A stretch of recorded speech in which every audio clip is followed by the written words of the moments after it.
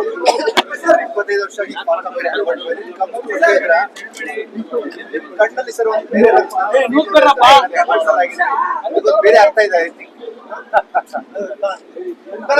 ಈಗಲೂ ಈ ಪಿಕ್ಚರ್ ನೋಡ್ರೆ ಇನ್ನೊಂದು 20 ವರ್ಷ ಅಡ್ವಾನ್ಸ್ ಇದೆ ಅನ್ಸುತ್ತೆ.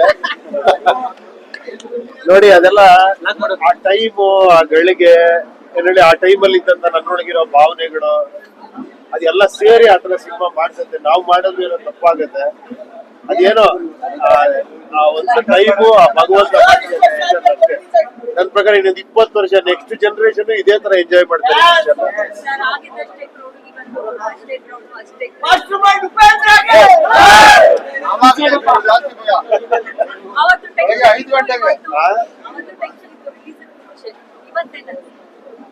ಅಲ್ಲ ಅದೇ ಇವತ್ತೊಂಥರ ಈ ಪ್ರೀತಿ ನೋಡೋದಿದೆಯಲ್ಲ, ಅವತ್ತೊಂದ್ ಸ್ವಲ್ಪ ಫಸ್ಟ್ ಟೈಮ್ ಅಲ್ವಾ ಆಕ್ಚುಲಿ ಈ ತರ ಸಬ್ಜೆಕ್ಟ್ ಹೆಂಗ್ ತಗೊಂತಾರೋ ಅನ್ನೋದು ಭಯ ಇತ್ತು ಆಕ್ಚುಲಿ. ಆಮೇಲೆ ಸ್ವಲ್ಪ ಆ ತರನು ಒಂದಷ್ಟು ಕಾಂಟ್ರವರ್ಸಿನೂ ಆಯ್ತು ಆಕ್ಚುಲಿ, ಯಾಕಂದ್ರೆ ಸ್ವಲ್ಪ ಅಡ್ವಾನ್ಸ್ ಆಗಿದ್ರಿಂದ. ಬಟ್ ಈಗ್ಲೂ ಹಂಗೆ ಅನ್ಸುತ್ತೆ ಈಗ ಹೊಸದಾಗಿ ನೋಡಿದ್ರೆ.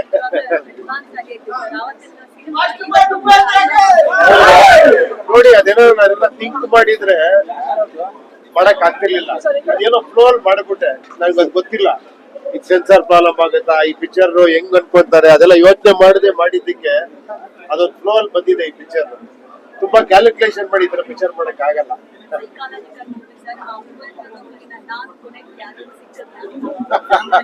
ಹುಡುಕ್ತಾ ಇದ್ದೀನಿ.